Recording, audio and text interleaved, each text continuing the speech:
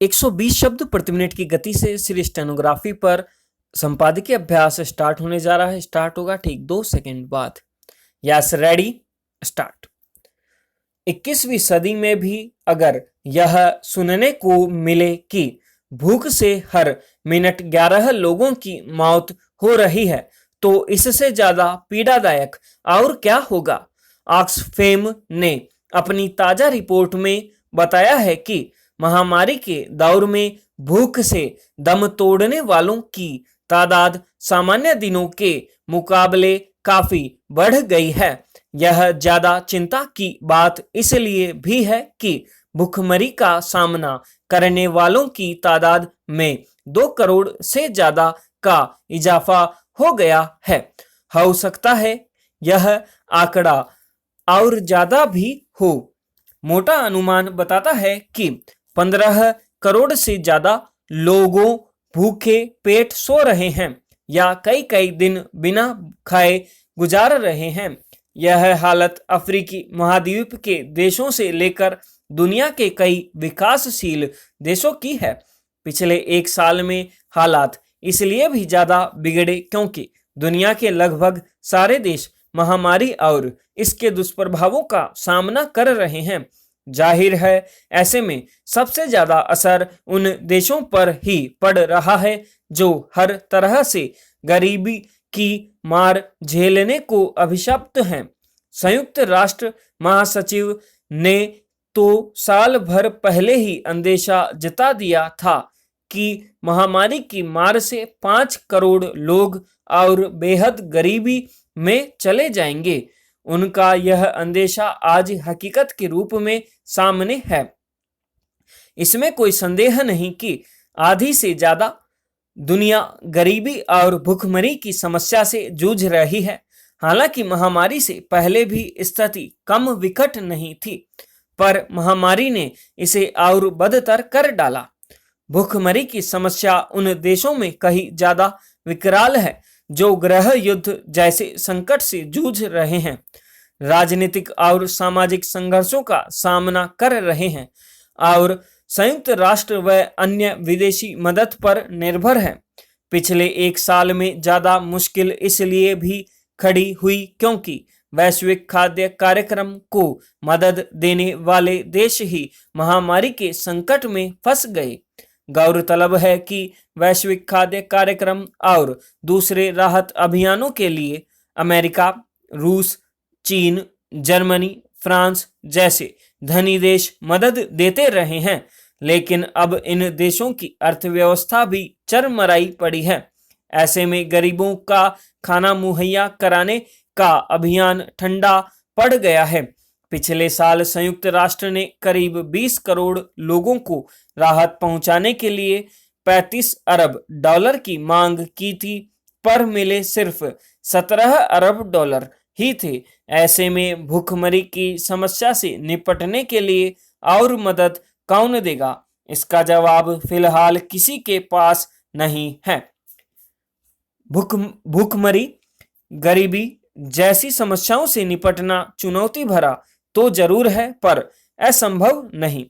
आज जिन देशों में भी बड़ी आबादी इन गंभीर मानवीय संकटों का सामना कर रही है, तो इसके मूल में उन देशों की नीतियां ही ज्यादा जिम्मेदार हैं। ज्यादातर अफ्रीकी और लैटिन अमेरिकी देश सत्ता संघर्ष जैसे संकट का सामना कर रहे हैं। गृह युद्ध के कारण लोग देश छोड़ने को मजबूर हैं। विकासशील देशों में स्थिति इसलिए खराब है कि गरीब तबके को लेकर सरकारों का रुख और नीतियां उपेक्षापूर्ण ही रहती आई है। इसलिए भूखमरी और गरीबी से निपटने की योजनाएं बनती भी है तो वे सिरे नहीं चढ़ पाती और आबादी का बड़ा हिस्सा गरीब ही बना रहता है। गरीबी, कुपोषण और भूखमरी जैसी समस्याएं ही राष्ट्र के विकास में सबसे बड़ी बाधा साबित होती है। ऐसे में गरीब तबके के उत्थान के प्रति सरकारों की जिम्मेदारी कहीं ज्यादा महत्वपूर्ण हो जाती है। सरकारें जागरूक और जन सरोकार वाली हों तो उस देश में कम से कम भूख से तो कोई नहीं मरेगा। उत्तर प्रदेश में ब्लॉक प्रमुख चुनाव के दौरान जिस तरह व्यापक हिंसा, अपहरण और दूसरे दलों के प्रत्याशियों को पर्चा दाखिल करने से रोकने का प्रयास देखा गया, उससे साफ हो गया कि राज्य सरकार खुद कानून व्यवस्था को लेकर गंभीर नहीं है। विचित्र है कि इस प्रकार उत्पात मचाने वाले सभी सत्ता पक्ष के समर्थक और कार्यकर्ता थे। लखीमपुर खीरी में तो एक प्रत्याशी की प्रस्तावक महिला की साड़ी खींचकर उसे तक करने का प्रयास किया गया। बहुत सारी जगहों पर दूसरे दलों के प्रत्याशियों को पर्चा नहीं भरने दिया गया। कई जगह सरेआम गोलीबारी करके पंचायत सदस्यों का अपहरण किया गया। एक सदस्य को तो उस समय अपहरित कर लिया गया जब वह अपने पिता के अंतिम संस्कार में हिस्सा लेने जा रहा था। उसे मुखाग्नि तक नहीं देने दी गई। कई जगह पत्रकारों पर भी हमले हुए। सब जगह पुलिस मुख्य दर्शक बनी देखती रही। उत्तर प्रदेश तो क्या देश में कहीं भी इससे पहले इस तरह लोगों को लोकतांत्रिक प्रक्रिया से दूर रखने का प्रयास नहीं देखा गया।